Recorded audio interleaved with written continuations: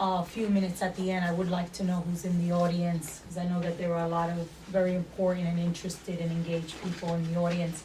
I'm gonna take us a little bit out of the order of our speakers, and Javier, I hope you'll be patient. I'd like to go to Steve Kalland, who's the director of the North Carolina Solar Center, because I think it is a nice transition to what Nola was talking about as we talk about employment and renewable energy and the kinds of opportunities that might be available in terms of economic development for people in North Carolina.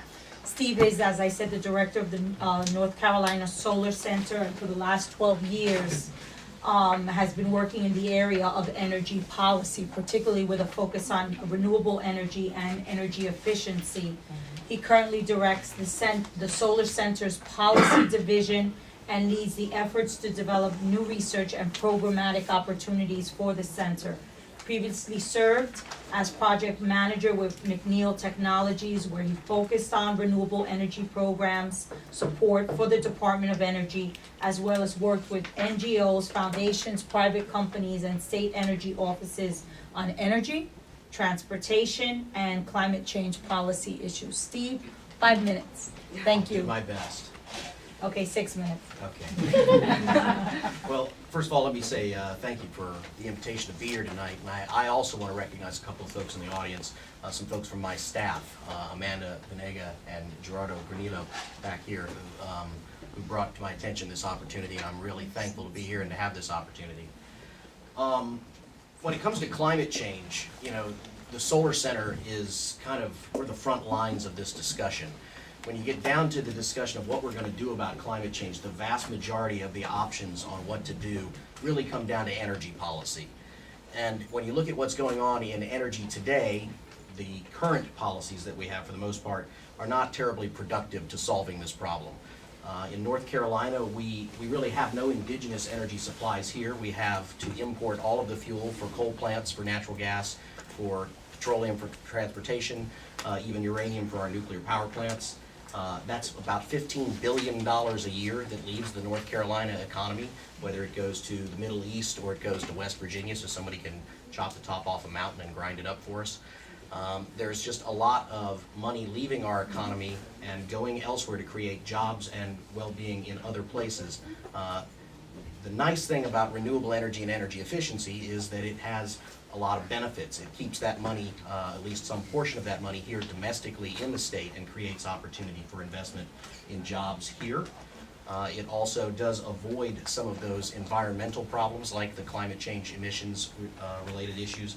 Also, you know, acid rain and a lot of more traditional water use issues get to be a big deal now with coal-fired power plants and with nuclear power plants. So there's a lot of environmental reasons to look at renewable energy and energy efficiency technologies.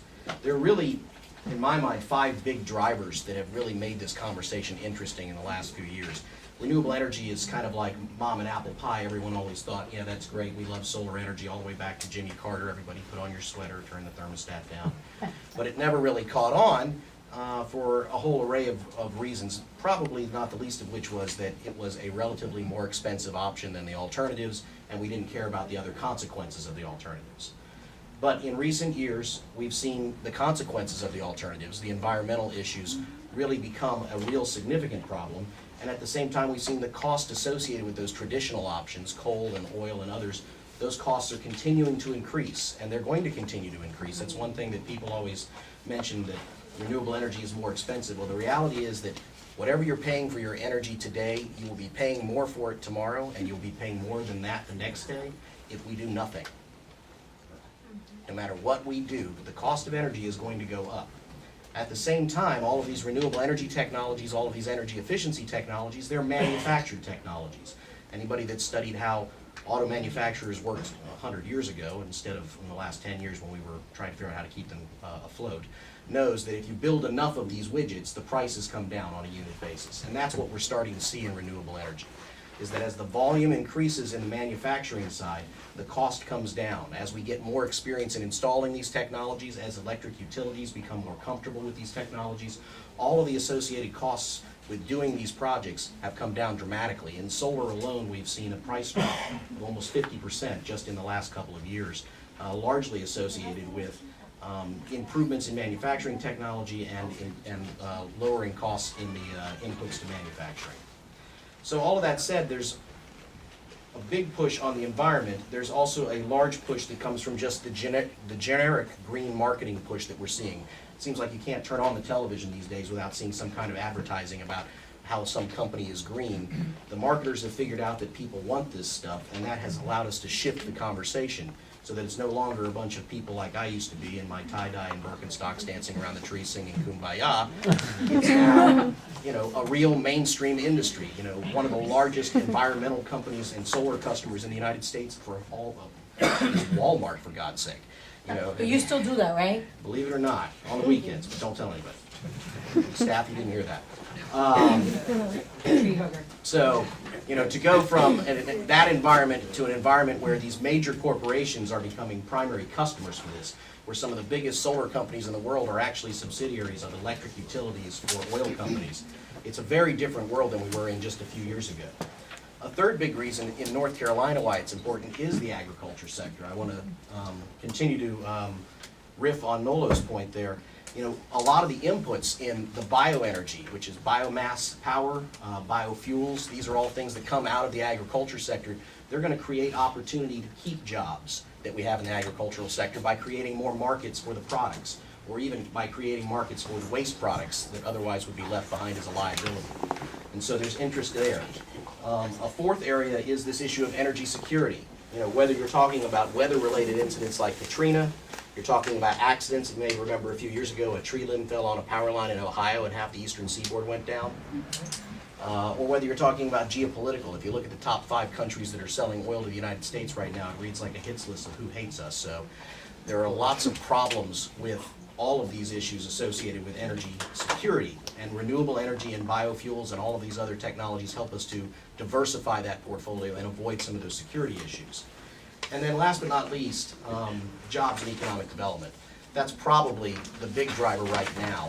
We are seeing a huge push, in fact, to some extent I would almost say it's too much of a push, on trying to create a lot of attention around this idea of green jobs. It's gotten a little out of control. I haven't seen a solicitation or a grant announcement out of the Department of Energy, the Department of Labor, the EPA, the Department, you name it, whoever it is, they've all got a green jobs component in whatever it is that they're pushing these days. And frankly, we don't have enough jobs out there yet to satisfy all of these people that we're probably trying to train. But that said, we do have a lot of resources that we didn't have just a couple of years ago. North Carolina is one of the leaders in this region of the country, certainly, and in the East and in general. We have one of the best state tax credits for renewable energy and for energy efficiency technologies, largely due to the work in Senator Basnight's office to get it renewed this past year.